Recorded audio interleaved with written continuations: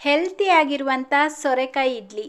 ಸೋರೆಕಾಯಿ ಇಡ್ಲಿ ಯಾವತ್ತಾದರೂ ತಿಂದಿದ್ದೀರಾ? ತಿಂದಿದ್ರೆ please comment ಮಾಡಿ ತಿಳಿಸಿ. ನಮ್ಮ ಆರೋಗ್ಯಕ್ಕೆ ತುಂಬ ಒಳ್ಳೆಯದಾಗಿರುವಂಥ ಸೋರೆಕಾಯಿನ ಬಳಸ್ಕೊಂಡು ಇವತ್ತು ಇಡ್ಲಿ ಮಾಡೋದನ್ನು ತಿಳಿಸ್ಕೊಡ್ತಾ ಇದ್ದೀನಿ. ನೋಡೋಕ್ಕೆ ಎಷ್ಟು ಕಲರ್ಫುಲ್ಲಾಗಿ ಕಾಣ್ತಾ ಇದೆ ಅಲ್ವಾ? ತಿನ್ನೋಕ್ಕೂ ಅಷ್ಟೇ ತುಂಬಾ ಸಾಫ್ಟಾಗಿ ಟೇಸ್ಟಿಯಾಗಿರುತ್ತೆ. ಬಹಳ ಕಡಿಮೆ ಸಮಯದಲ್ಲಿ ಮಾಡ್ಕೊಳ್ಬೋದು. ಬನ್ನಿ ಹಾಗಾದರೆ ಹೇಗೆ ಮಾಡೋದು ಅಂತ ನೋಡೋಣ. ಹಾಯ್, ನೀವು ನೋಡ್ತಾ ಇದ್ದೀರಾ ಶಾನ್ ಕನ್ನಡ ಚಾನಲ್. ವಿಡಿಯೋ ಇಷ್ಟ ಆದರೆ ಪ್ಲೀಸ್ ಲೈಕ್ ಮಾಡಿ, ಹಾಗೆ ಫ್ರೆಂಡ್ಸ್ ಮತ್ತು ಫ್ಯಾಮಿಲಿಯವ್ರ ಜೊತೆಲಿ ಶೇರ್ ಮಾಡಿ. ನಾನಿಲ್ಲಿ 1 ಕಪ್ ಸೋರೆಕಾಯಿನ ತೊಗೊಂಡಿದ್ದೀನಿ. ಚೆನ್ನಾಗಿ ತೊಳೆದು ಅದರ ಮೇಲ್ಗಡೆ ಇರುವಂಥ ಸಿಪ್ಪೆನ ತೆಗೆದು ಸಣ್ಣ ಸಣ್ಣ ಪೀಸಾಗಿ ಕಟ್ ಮಾಡಿ ಇಟ್ಕೊಂಡಿದ್ದೀನಿ. ಒಳಗಡೆ ಬೀಜ ಏನಾದರೂ ಬಲ್ತಿದ್ರೆ ತೆಗೆದುಬಿಡಿ, ಎಳೆ ಬೀಜ ಆದರೆ ಉಪಯೋಗಿಸ್ಬೋದು. ಈಗ ಈ ಸೋರೆಕಾಯಿನ ಒಂದು ಮಿಕ್ಸಿ ಜಾರ್ಗೆ ಹಾಕ್ಕೊಳ್ತಾ ಇದ್ದೀನಿ.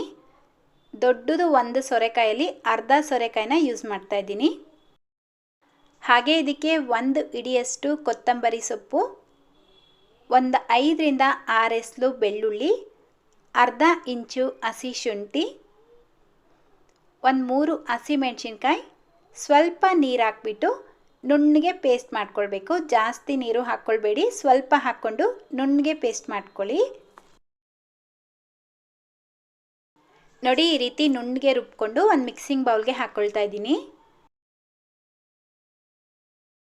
ಈಗ ಇದಕ್ಕೇನೆ 1 ಕಪ್ಪಷ್ಟು ರವೆ ಹಾಕ್ಕೊಳ್ತಾ ಇದ್ದೀನಿ. ಬಾಂಬೆ ರವೆ ಅಂದರೆ ಉಪ್ಮಾ ರವೆ. ಜೊತೆಗೆ 1/4 ಕಪ್ಪಷ್ಟು ಕಡಲೆ ಹಿಟ್ಟನ್ನು ಹಾಕ್ಕೊಳ್ಬೇಕು. ಕಡಲೆ ಹಿಟ್ಟಿಗೆ ಬದಲಾಗಿ ನೀವು ಗೋಧಿ ಹಿಟ್ಟು ಬೇಕಿದ್ರೂ ಹಾಕ್ಕೊಳ್ಬೋದು. 1/2 ಟೀ ಸ್ಪೂನ್ ಸಕ್ಕರೆ, ರುಚಿಗೆ ತಕ್ಕಷ್ಟು ಉಪ್ಪು, 1/2 ಟೀ ಸ್ಪೂನ್ ಜೀರಿಗೆ, 1/4 ಟೀ ಸ್ಪೂನ್ ಅರಿಶಿನ, 1 ಟೀ ಸ್ಪೂನ್ ನಿಂಬೆಹಣ್ಣಿನ ರಸ, ಅರ್ಧ ಕಪ್ ಮೊಸರು. ಅಳತೆ ಕರೆಕ್ಟಾಗಿ ನೆನ್ಪಿಟ್ಕೊಳ್ಳಿ. 1 ಕಪ್ ರವೆಗೆ 1/4 ಕಪ್ ಕಡಲೆ ಹಿಟ್ಟು, ಅರ್ಧ ಕಪ್ ಮೊಸರು ಹಾಕ್ಕೊಳ್ಬೇಕು. ಹಾಗೆ 1 ಟೇಬಲ್ ಸ್ಪೂನ್ ಅಡುಗೆ ಎಣ್ಣೆನ ಹಾಕಿಬಿಟ್ಟು ಇದೆಲ್ಲವನ್ನು ಚೆನ್ನಾಗಿ ಮಿಕ್ಸ್ ಮಾಡ್ಕೊಳ್ಳಿ.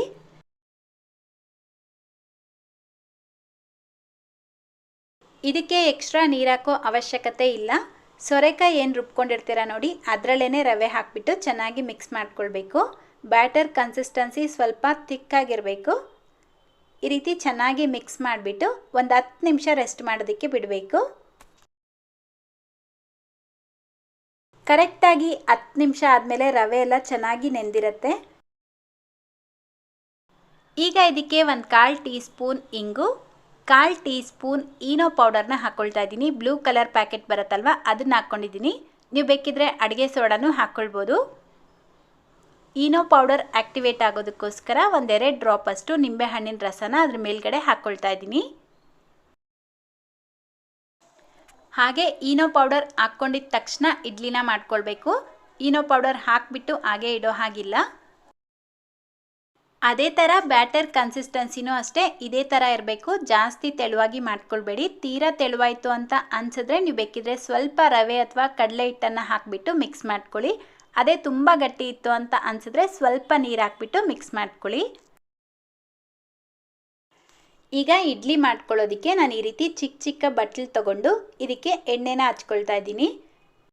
ಈ ರೀತಿ ಚಿಕ್ಕ ಚಿಕ್ಕ ಬಟ್ಲಲ್ಲಿ ಮಾಡಿದ್ರೆ ನೋಡೋಕ್ಕೆ ತುಂಬಾ ಚೆನ್ನಾಗಿ ಕಾಣುತ್ತೆ ಅಂತ ಮಾಡ್ತಾ ಇದ್ದೀನಿ. ನೀವು ಬೇಕಿದ್ರೆ ಇಡ್ಲಿ ಪ್ಲೇಟ್ಸಲ್ಲೂ ಮಾಡ್ಕೊಳ್ಬೋದು, ಅಥವಾ ಈ ರೀತಿ ಪ್ಲೇಟಲ್ಲಿ ಹಾಕಿಬಿಟ್ಟು ಸ್ಟೀಮ್ ಆಗಿದ ನಂತರ ನಿಮಗೆ ಯಾವ ಶೇಪಲ್ಲಿ ಬೇಕೋ ಆ ಶೇಪಲ್ಲಿ ಕಟ್ ಮಾಡ್ಕೊಳ್ಬೋದು. ಸೊ ನಿಮಗೆ ಯಾವ ಮೆಥಡು ಇಷ್ಟ ಆಗುತ್ತೋ ಆ ಮೆಥಡಲ್ಲಿ ಮಾಡ್ಕೊಳ್ಳಿ. ಬ್ಯಾಟರ್ ಪೂರ್ತಿಯಾಗಿ ಫಿಲ್ ಮಾಡ್ಕೊಳ್ಬಾರ್ದು, 1/4 ಭಾಗದಷ್ಟು ಮಾತ್ರ ಫಿಲ್ ಮಾಡ್ಕೊಳ್ಳಿ.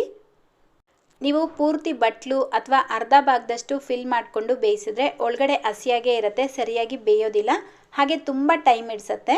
ಸೊ 1/4 ಭಾಗದಷ್ಟು ಮಾತ್ರ ಫಿಲ್ ಮಾಡಿಬಿಟ್ಟು ಈ ರೀತಿ ಟ್ಯಾಪ್ ಮಾಡ್ಕೊಳ್ಳಿ. ಈಗ ಇಡ್ಲಿ ಮಾಡ್ಕೊಳ್ಳೋ ಅಂಥ ಪಾತ್ರೆಯಲ್ಲಿ ಮೊದಲು ನೀರು ಬಿಸಿಗೆ ಇಟ್ಕೊಂಡಿದ್ದೀನಿ. ನೀರು ಚೆನ್ನಾಗಿ ಬಿಸಿ ಆಗ್ತಾ ಇರಬೇಕಾದ್ರೆ ಈ ರೀತಿ ಸ್ಟೀಮರ್ ಪ್ಲೇಟ್ನ ಇಟ್ಬಿಟ್ಟು ಅದರ ಮೇಲ್ಗಡೆ ಈ ಬಟ್ಲನ್ನ ಇಟ್ಕೊಳ್ತಾ ಇದ್ದೀನಿ. ಈ ರೀತಿ ಸ್ಟೀಮ್ ಮಾಡುವಂಥ ಪ್ಲೇಟ್ ಇಲ್ಲ ಅನ್ನೋ ಹಾಗಿದ್ರೆ ನೀವು ನಾರ್ಮಲ್ ಇಡ್ಲಿ ಯಾವ ರೀತಿ ಮಾಡ್ಕೊಳ್ತೀರಾ ಅದೇ ರೀತಿ ಮಾಡ್ಕೊಳ್ಬೋದು. ಲಿಡ್ನ ಕವರ್ ಮಾಡಿ ಮೀಡಿಯಮ್ ಟು ಹೈ ಫ್ಲೇಮಲ್ಲಿ 10 ರಿಂದ 15 ನಿಮಿಷ ಬೇಯಿಸ್ಕೊಳ್ಬೇಕು. ನೆನಪಿರಲಿ ಐ ಫ್ಲೇಮಲ್ಲೇ ಬೇಯಿಸ್ಕೊಳ್ಬೇಕು. ಲೋ ಫ್ಲೇಮ್ನಲ್ಲಿ ಅಥವಾ ತುಂಬ ಹೊತ್ತು ಬೇಯಿಸಿದ್ರೆ ಇಡ್ಲಿ ಗಟ್ಟಿಯಾಗತ್ತೆ. ಕರೆಕ್ಟಾಗಿ ನಾನಿಲ್ಲಿ 15 ನಿಮಿಷ ಐ ಫ್ಲೇಮಲ್ಲೇ ಬೇಯಿಸ್ಕೊಂಡಿದ್ದೀನಿ. ಈಗ ಇಡ್ಲಿ ಬೆಂದಿದೆಯಾ ಇಲ್ವಾ ಚೆಕ್ ಮಾಡ್ಕೊಳ್ಳಿ. ಇದು ಕ್ಲಿಯರಾಗಿ ಬಂದರೆ ಇಡ್ಲಿ ಬೆಂದಿದೆ ಅಂತ ಅರ್ಥ. ಅಂಟ್ಕೊಳ್ತಾ ಇದ್ರೆ ಇನ್ನೂ 1-2 ನಿಮಿಷ ಬೇಯಿಸ್ಕೊಳ್ಬೇಕು. ಈಗ ಈ ಪ್ಲೇಟ್ನ ಇಮಿಡಿಯೇಟಾಗಿ ಆಚೆ ತೆಗೆದು ಒಂದು 5 ನಿಮಿಷ ತಣ್ಣಗಾಗೋದಕ್ಕೆ ಬಿಟ್ಟು ನಂತರ ನೀವು ಅನ್ಮೋಲ್ಡ್ ಮಾಡ್ಕೊಳ್ಬೋದು. ಬಿಸಿ ಇರೋವಾಗಲೇ ಅನ್ಮೋಲ್ಡ್ ಮಾಡಬೇಡಿ. ನೋಡಿ, ಕರೆಕ್ಟಾಗಿ 5 ನಿಮಿಷ ಆದಮೇಲೆ ಈ ರೀತಿ ಟ್ಯಾಪ್ ಮಾಡಿಕೊಂಡ್ರೆ ಈಸಿಯಾಗಿ ಅನ್ಮೋಲ್ಡ್ ಆಗುತ್ತೆ. ನೋಡ್ಬೋದು ಎಷ್ಟು ಸಾಫ್ಟ್ ಆ್ಯಂಡ್ ಸ್ಪಾಂಜಿ ಆಗಿದೆ ಅಂತ ಹೇಳಿ. ತುಂಬ ಈಸಿಯಾಗಿ ಅನ್ಮೋಲ್ಡ್ ಆಗುತ್ತೆ, ಎಲ್ಲೂ ಪಾತ್ರೆಗೆ ಅಂಟ್ಕೊಳ್ಳೋದು ಇಲ್ಲ. ನೀವು ಡಯಟ್ ಮಾಡ್ತಾ ಇದ್ದೀರಾ, ಆಯಿಲ್ ಇಷ್ಟಪಡಲ್ಲ ಅನ್ನೋ ಹಾಗಿದ್ರೆ ಹಾಗೆ ಬೇಕಿದ್ರೂ ಇದನ್ನು ತಿನ್ಬೋದು. ನಾನು ಇದಕ್ಕೆ ಸ್ವಲ್ಪ ಒಗ್ಗರಣೆ ಮಾಡ್ಕೊಳ್ತಾ ಇದ್ದೀನಿ. ಸೊ ಗ್ಯಾಸ್ ಮೇಲೆ ಒಂದು ಪ್ಯಾನ್ ಇಟ್ಕೊಂಡು 1 ಟೇಬಲ್ ಸ್ಪೂನ್ ಎಣ್ಣೆ ಹಾಕ್ಕೊಳ್ಳಿ. ಎಣ್ಣೆ ಚೆನ್ನಾಗಿ ಬಿಸಿ ಆದಮೇಲೆ 1/4 ಟೀ ಸ್ಪೂನ್ ಸಾಸಿವೆ, ಅರ್ಧ ಟೀ ಸ್ಪೂನ್ ಬಿಳಿ ಎಳ್ಳು, ಸ್ವಲ್ಪ ಕರಿಬೇವಿನ ಎಲೆ ಹಾಕ್ಕೊಂಡು ಫ್ರೈ ಮಾಡ್ಕೊಳ್ತಾ ಇದ್ದೀನಿ. ಬಿಳಿ ಎಳ್ಳು ಹಾಕ್ಕೊಳ್ಳೋದ್ರಿಂದ ಇಡ್ಲಿ ಟೇಸ್ಟು ಇನ್ನೂ ಚೆನ್ನಾಗಿರುತ್ತೆ. ಬೇಡ ಅಂದರೆ ನೀವು ಸ್ಕಿಪ್ ಮಾಡ್ಕೊಳ್ಬೋದು. ನೋಡಿ, ಈಗ ಆಲ್ರೆಡಿ ರೆಡಿ ಮಾಡಿರುವಂಥ ಇಡ್ಲಿಗಳನ್ನು ಇದರಲ್ಲಿ ಹಾಕಿ ಜಸ್ಟ್ 1-2 ಸೆಕೆಂಡ್ ಫ್ರೈ ಮಾಡಿಕೊಂಡ್ರೆ ಸಾಕು. ಸೋರೆಕಾಯಿ ಯಾರೆಲ್ಲ ಇಷ್ಟಪಡಲ್ಲ ಅಂಥವ್ರಿಗೆ ಈ ರೀತಿ ಒಂದು ಇಡ್ಲಿನ ಮಾಡಿಕೊಡಿ. ಖಂಡಿತ ಅವ್ರಿಗೆ ಇದರಲ್ಲಿ ನೀವು ಸೋರೆಕಾಯಿ ಹಾಕಿದ್ದೀರಾ ಅಂತಲೇ ಕಂಡುಹಿಡಿಯೋಕ್ಕಾಗಲ್ಲ. ಟೇಸ್ಟು ಅಷ್ಟೇ ತುಂಬ ಚೆನ್ನಾಗಿರುತ್ತೆ. ಹಾಗೆ ನಿಮ್ಮ ಮನೇಲಿ ಚಿಕ್ಕ ಮಕ್ಕಳಿದ್ರೆ ಮಿಸ್ ಮಾಡ್ದಿರೋ ರೆಸಿಪಿನ ಮಾಡಿಕೊಡಿ, ಅವ್ರಿಗೆ ತುಂಬ ಇಷ್ಟ ಆಗುತ್ತೆ. ಲಾಸ್ಟಲ್ಲಿ ಸ್ವಲ್ಪ ಕೊತ್ತಂಬರಿ ಸೊಪ್ಪಿಂದ ಗಾರ್ನಿಷ್ ಮಾಡ್ಕೊಳ್ಳಿ. ನೋಡ್ಬೋದು ನೀವೀಗ ಟೇಸ್ಟಿಯಾಗಿ ಸಾಫ್ಟ್ ಆ್ಯಂಡ್ ಸ್ಪಾಂಜಿ ಆಗಿರುವಂಥ ಸೋರೆಕಾಯಿ ಇಡ್ಲಿ ರೆಡಿಯಾಗಿದೆ. ಇದನ್ನು ಕಾಯಿ ಚಟ್ನಿ, ಸಾಂಬಾರ್, ಟೊಮೆಟೊ ಕೆಚಪ್ ಯಾವುದ್ರ ಜೊತೆ ಬೇಕಿದ್ರೂ ಸರ್ವ್ ಮಾಡ್ಬೋದು. ಎಲ್ಲದ್ರ ಜೊತೆಗೂ ಸೂಪರಾಗಿರುತ್ತೆ. ಹಾಗೆ ನಮ್ಮ ಚಾನಲಲ್ಲಿ ಇದೇ ರೀತಿ ಡಿಫ್ರೆಂಟ್ ಆಗಿರುವಂಥ ಇನ್ಸ್ಟೆಂಟ್ ಬ್ರೇಕ್ಫಾಸ್ಟ್ ರೆಸಿಪಿಗಳು, ಜೊತೆಗೆ ನೆನ್ನೆ ಅಷ್ಟೇ ಮಲ್ಟಿಗ್ರೈನ್ ಐ ಪ್ರೋಟೀನ್ ದೋಸೆ ಯಾವ ರೀತಿ ಮಾಡೋದು ಅಂತ ಹೇಳಿ ವಿಡಿಯೋ ಹಾಕಿದ್ದೀನಿ.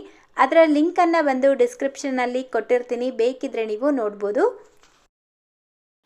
ಹಾಗಾದರೆ ಇವತ್ತಿನ ಹೆಲ್ತಿಯಾಗಿರುವಂಥ ಸೋರೆಕಾಯಿ ಇಡ್ಲಿ ನಿಮ್ಮೆಲ್ಲರಿಗೂ ಇಷ್ಟ ಆಯಿತಾ? ಇಷ್ಟ ಆಗಿದ್ರೆ ಪ್ಲೀಸ್ ನಿಮ್ಮ ಮನೆಯಲ್ಲಿ ಟ್ರೈ ಮಾಡಿ. ಹಾಗೆ ನಿಮ್ಮ ಅನಿಸಿಕೆ ಅಭಿಪ್ರಾಯಗಳನ್ನು ಕಮೆಂಟ್ ಮಾಡಿ ತಿಳಿಸೋದನ್ನು ಮರಿಬೇಡಿ. ವಿಡಿಯೋಗೆ ಇನ್ನೂ ಲೈಕ್ ಮಾಡಿಲ್ಲ ಅಂದರೆ ಲೈಕ್ ಮಾಡಿ, ಶೇರ್ ಮಾಡಿ. ಮತ್ತೊಂದು ಹೆಲ್ತಿಯಾಗಿರುವಂಥ ರೆಸಿಪಿಯೊಂದಿಗೆ ಭೇಟಿಯಾಗೋಣ. Thank you.